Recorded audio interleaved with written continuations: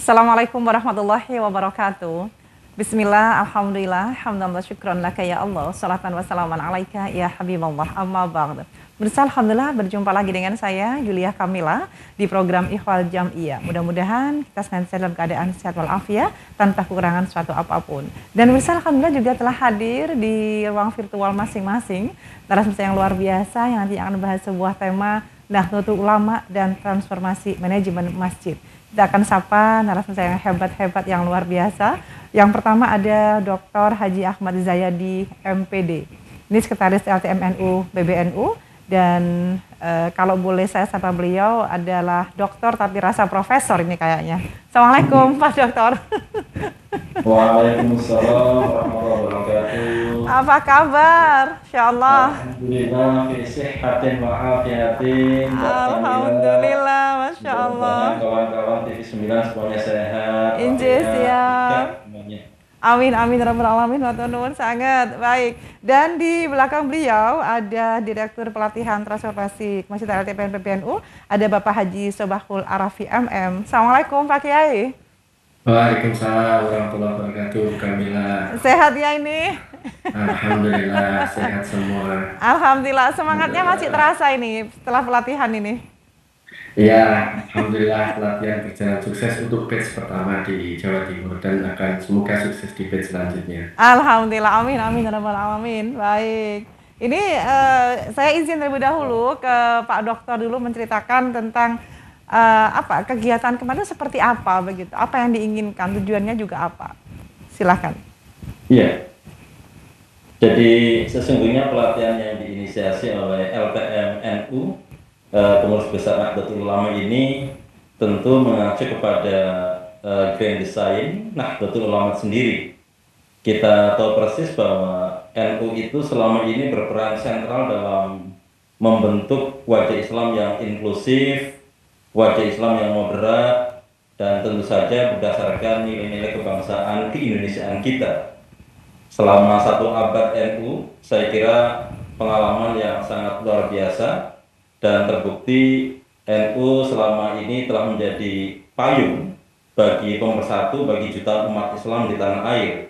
Maka kita berharap dengan pelatihan manajemen di masjid, kita pengen menegaskan kembali bahwa dari masjid-masjid NU, maka kemudian kita akan membangun sebuah peradaban yang saya kira tidak hanya dalam konteks kebutuhan keindonesiaan kita, tapi peradaban dunia yang mengacu pada pengalaman-pengalaman, praktek-praktek baik ulama-ulama Nahdlatul Ulama di Indonesia. Secara makro gambarannya semacam itu, tetapi karena konteksnya adalah pelatihan, maka tentu kita pengen melalui pelatihan ini ada transformasi manajemen dari kita sebagai pengelola masjid-masjid di lingkungan Nahdlatul Ulama. Transformasi itu tentu diharapkan kedepannya akan menjadi semakin lebih profesional, akan menjadi semakin lebih baik, lebih akuntabel, dan tentu saja dengan transformasi itu kita mengharap kinerja kawan-kawan takmir masjid NU itu akan menjadi semakin lebih sesuai dengan kebutuhan kita hari ini dan tentu pertumbuhan masa yang akan datang. Saya kira pengantarnya semacam itu, Mbak Kamila. Baik. Ideal, tapi memang itulah kira-kira yang menjadi target dari semua ikhtiar kolektif yang dilakukan oleh kita semuanya di LTM PBNU ini. Injih, matur nuwun. Sedikit tambahan dari Pak Kiai, monggo. Nah, jadi memang masjid ini memiliki peran sentral untuk kehidupan umat Islam, tidak hanya sebagai tempat ibadah saja, tetapi juga merupakan pusat kegiatan sosial, pendidikan, budaya, itu sejak zaman Nabi juga seperti itu. Jadi memang akses di masjid sangat terbuka untuk interaksi, semua interaksi keumatan. Sehingga yang paling penting dalam pengelolaan masjid sebenarnya adalah masjid dikelola sedemikian rupa supaya bisa menjadi solusi dan sesuai dengan tagline-nya tagline program pelatihan masjidnya adalah merawat masjid, membangun peradaban, di mana kita merawat masjidnya, merawat bangunannya, merawat jamaahnya, merawat programnya, sehingga benar-benar masjid memberikan solusi, bukan hanya menyediakan tempat saja, sekaligus memberikan solusi peradaban kepada masyarakat di seluruh bidang. Jadi mulai dari SDM-nya yang terampil dan profesional, kemudian pengelolaan yang transparan dan akuntabel, kemudian banyak program inovasi dan pengembangan dengan memanfaatkan tuntutan zaman ya, digitalisasi, pemanfaatan teknologi informasi, dan mungkin banyak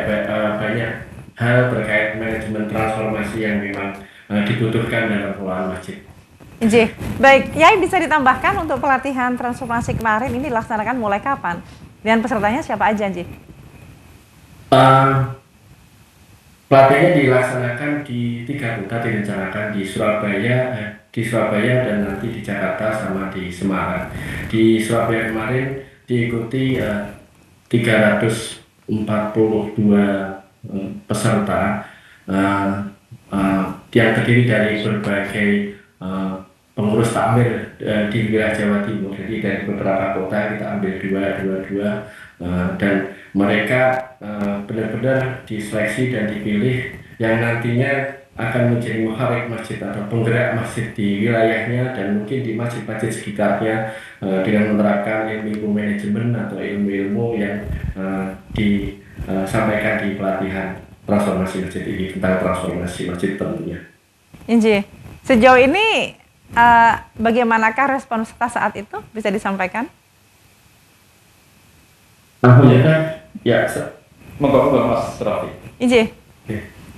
Alhamdulillah sangat secara peserta mungkin sangat antusias karena memang ada di sana diajarkan juga tentang digitalisasi dan pemanfaatan media sosial, kemudian bagaimana menyusun rencana strategis dan bagaimana membuat program-program yang transparan dan akuntabel.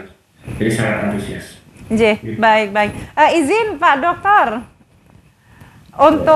untuk materi kemarin pripun ini penjelasan dari antusiasme peserta, kemudian apakah ada tadi sampai ada seleksi begitu ya? Ini ada mungkin kategori tertentu, kriteria tertentu begitu? Iya, saya ingin mengawali terkait dengan materi yang kemarin dibangun melalui kegiatan pelatihan. Siap. Segera menarik apa yang disampaikan oleh Rois Am PBNU, Kiai Miftahul Ahya itu. Pidato pembukanya sangat luar biasa, menegaskan kembali bahwa kesejahteraan masjid kita itu adalah sebagai pusat peradaban. Karena sebagai pusat peradaban, maka kemudian beliau menyampaikan dengan begitu sangat meyakinkan kepada para peserta tentang peran dan fungsi masjid yang seharusnya itu dikembangkan dan dibangun oleh kita semuanya sebagai warga Nahdlatul Ulama.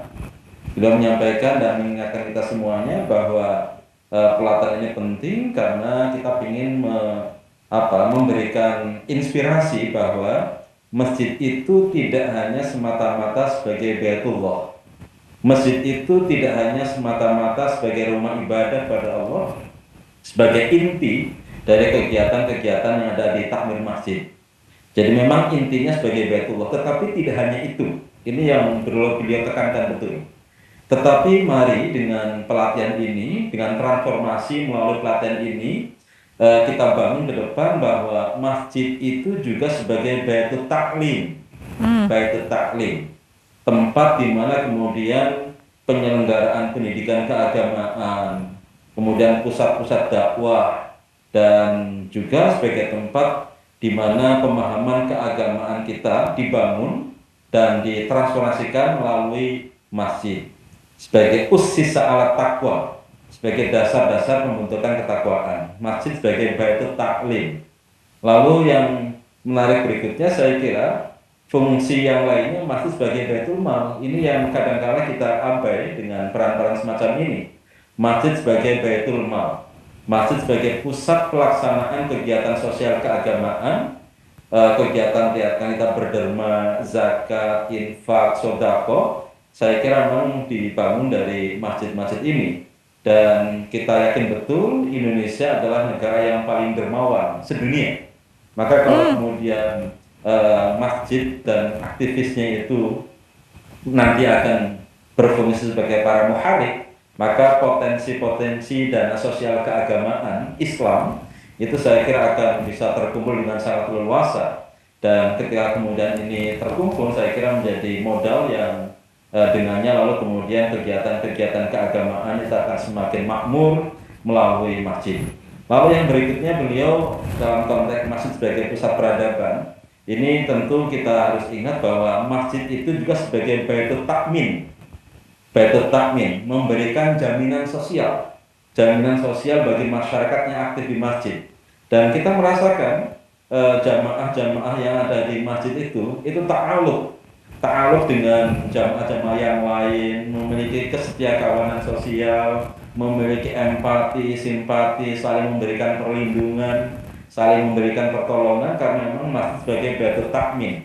Dan yang selanjutnya saya kira pesan yang sangat luar biasa dari Rais Am kemarin menegaskan bahwa masjid sebagai baitul tamwil. Nah, ini sebagai baitul tamwil, di mana kemudian masjid sangat potensial untuk menghasilkan dana dari kegiatan usaha, sehingga masjid akan dapat tumbuh berkembang secara mandiri. Jadi ke depan peran dan fungsi masjid itu saya kira bisa menjadi pusat-pusat pemberdayaan potensi ekonomi jamaah.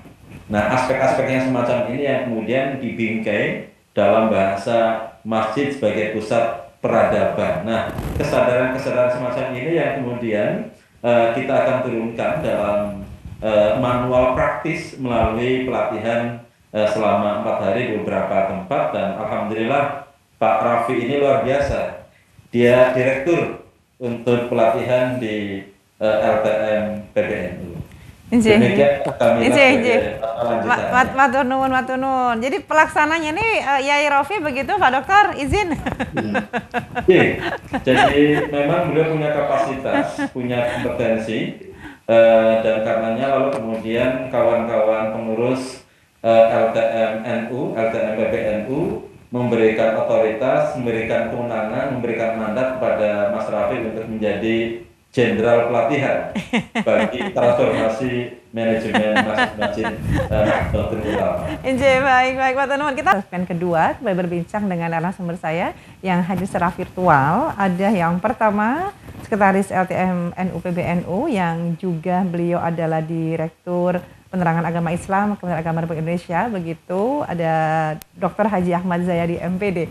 Izin Pak Dokter, ini kemarin peserta, ini kan tagline-nya kan LTM NU begitu, Lembaga Takmir Masjid. Apakah ada peserta yang dari musola atau apa begitu? Iya, prioritas pertama kita tentu masjid ya, karena memang target kita adalah para takmir-takmir, para aktivis masjid. Tentu harapannya ketika masjid yang kita prioritaskan, maka imbasnya nanti akan ke musola-musola dan seterusnya. Itu. Baik. Kemudian ada mungkin di sebagian masyarakat yang tidak paham apa sih sebenarnya LTM NU itu, pripun Pak Dokter? Jadi Lembaga Takmir Masjid ini salah satu lembaga yang ada di struktur PBNU, dan karenanya maka kemudian LTM ini tidak hanya ada di level pengurus besar Nahdlatul Ulama, tetapi juga ada LTM tingkat wilayah, LTM NU tingkat cabang di kabupaten kota, dan alhamdulillah perkembangannya sangat luar biasa.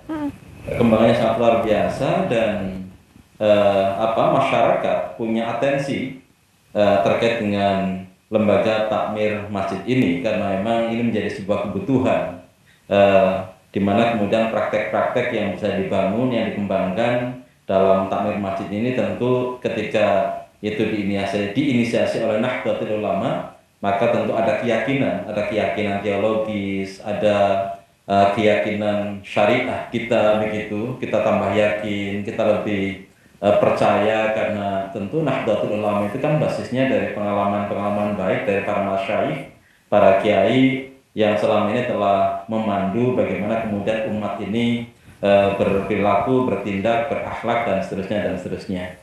Maka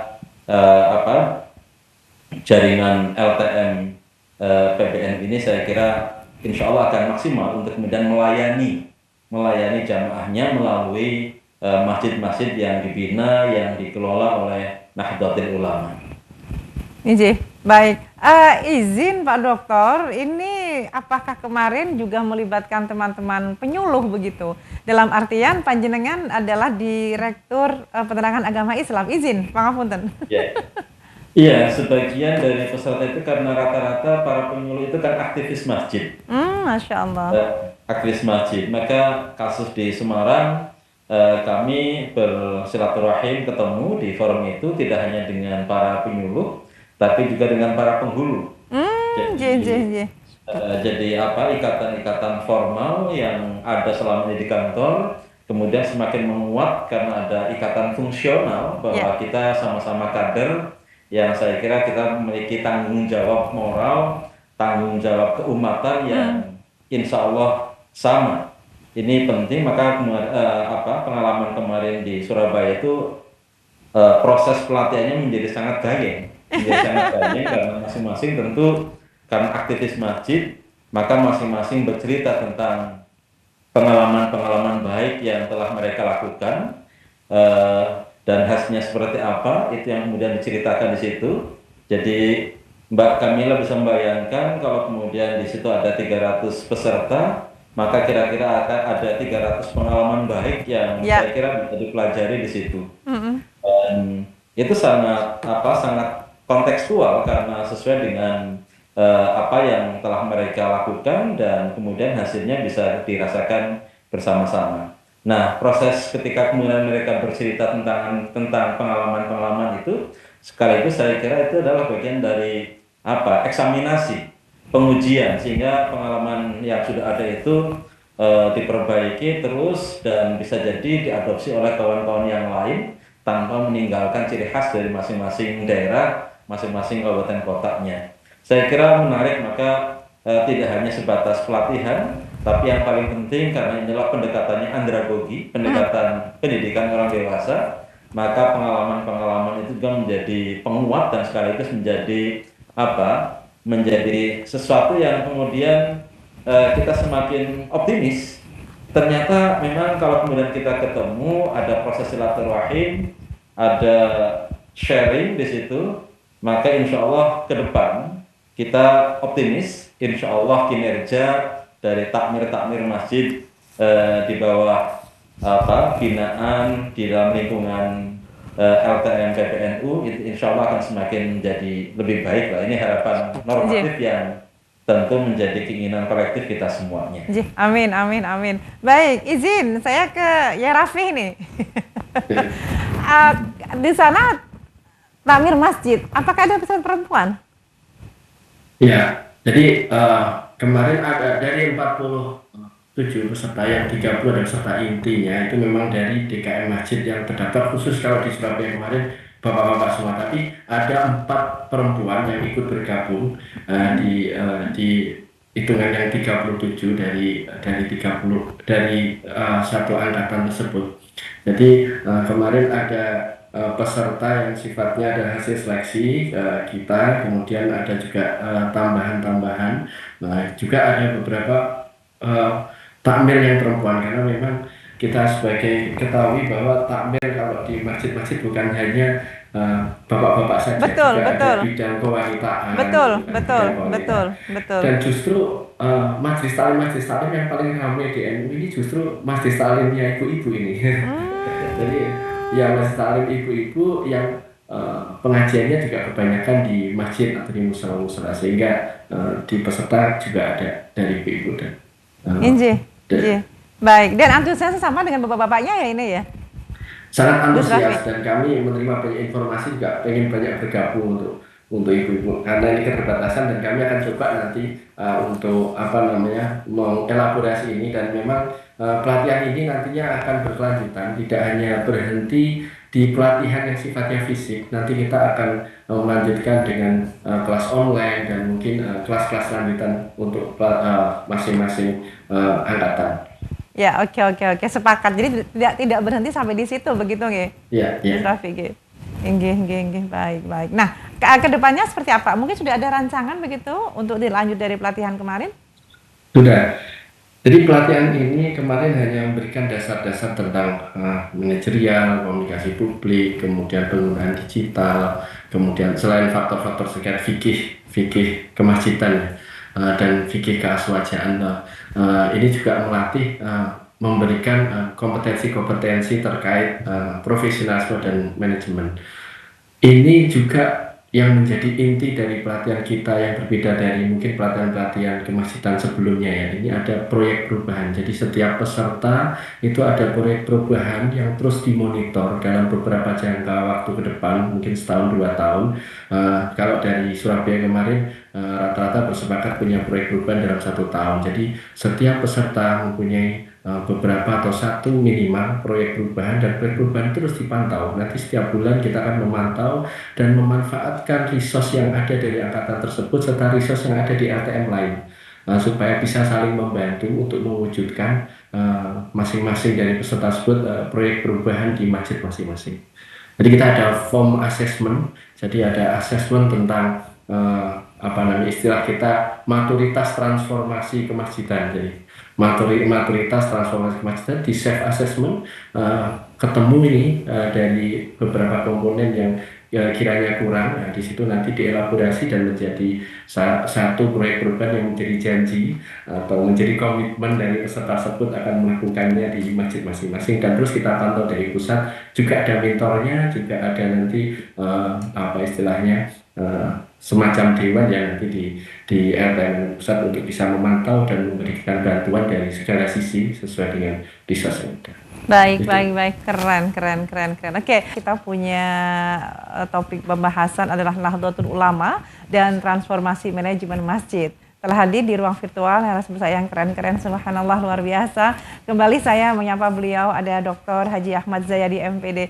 Izin Pak Dokter, ini bisa disampaikan, tadi sudah disinggung oleh Gus Raffi begitu tentang proyek perubahan yang next time yang pasti sudah digagas begitu. Ini bisa disampaikan mungkin sedikit bocoran dari panjenengan.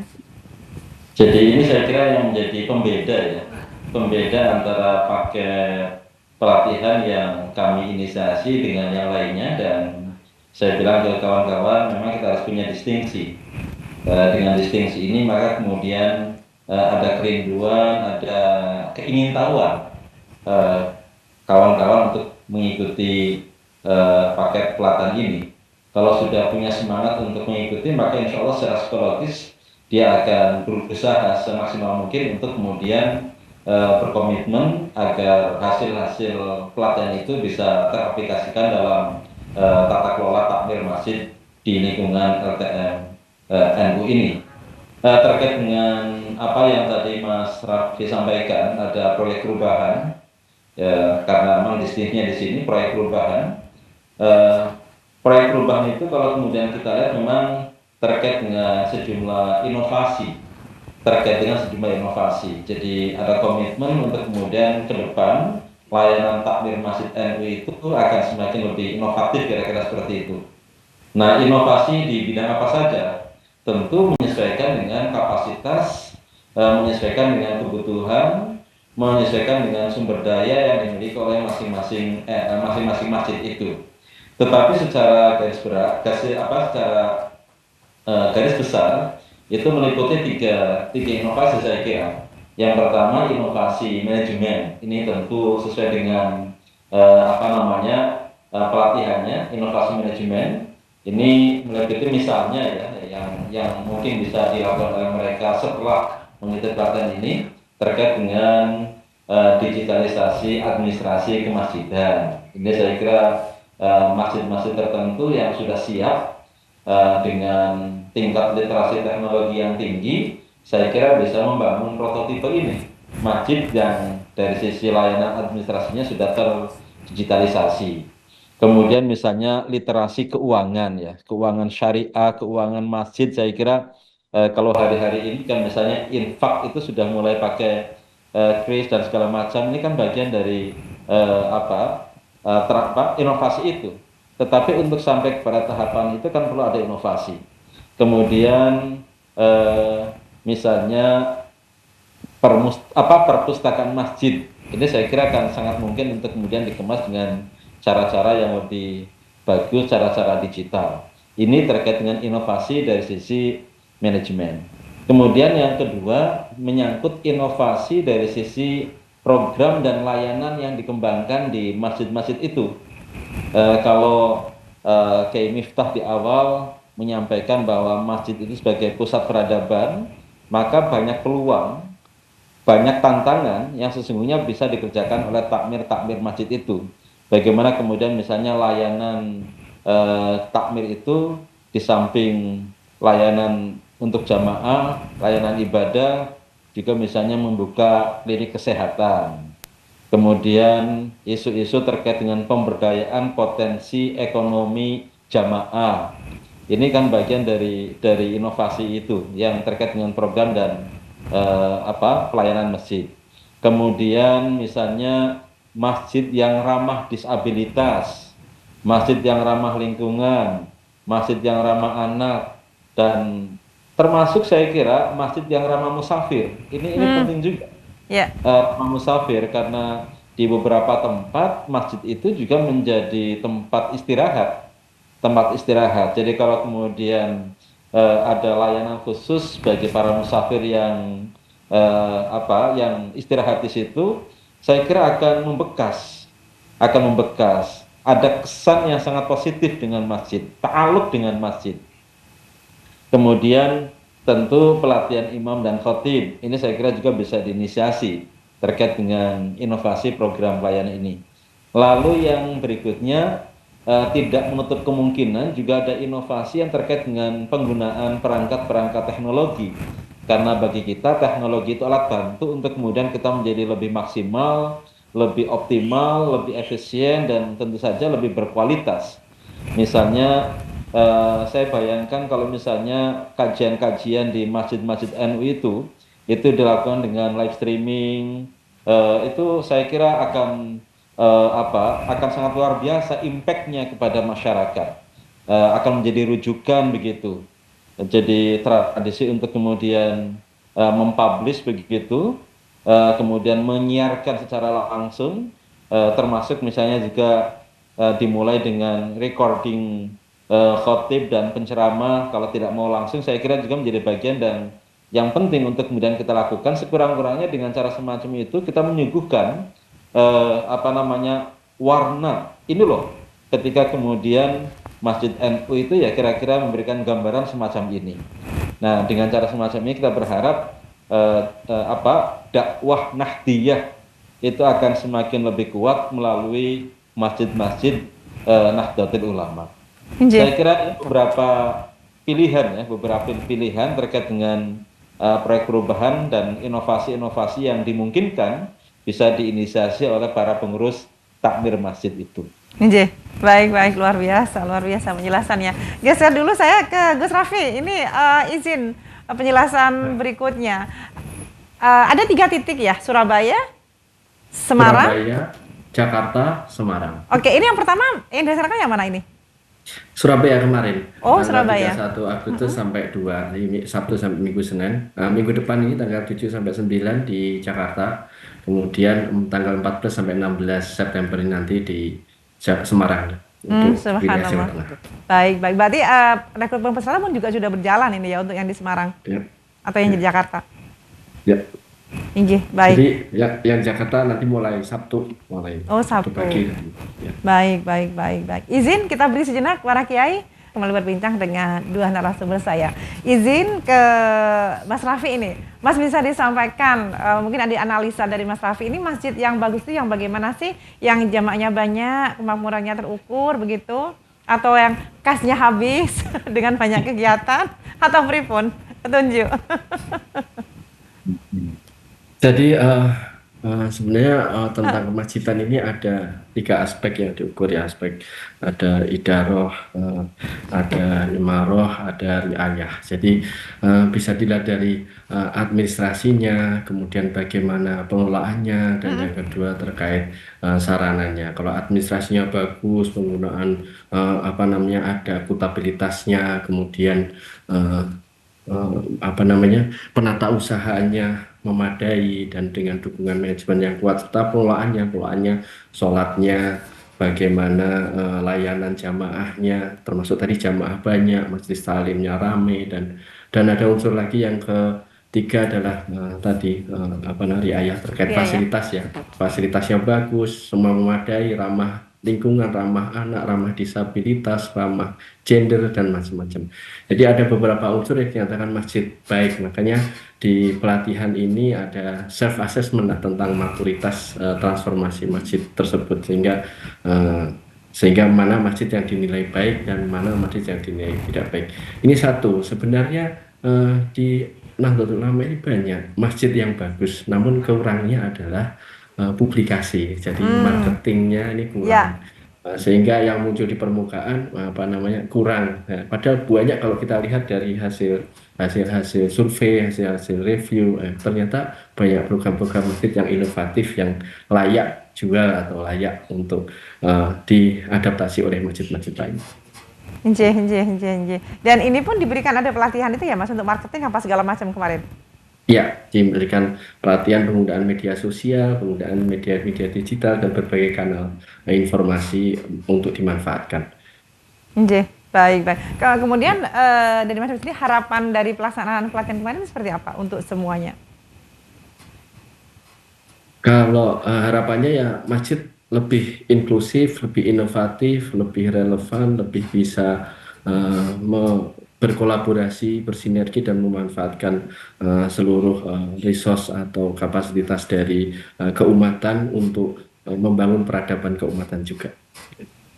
Nggih, nggih, nggih. Kalau dari pesertanya mungkin bisa ditindaklanjuti ya pelatihan kemarin mungkin.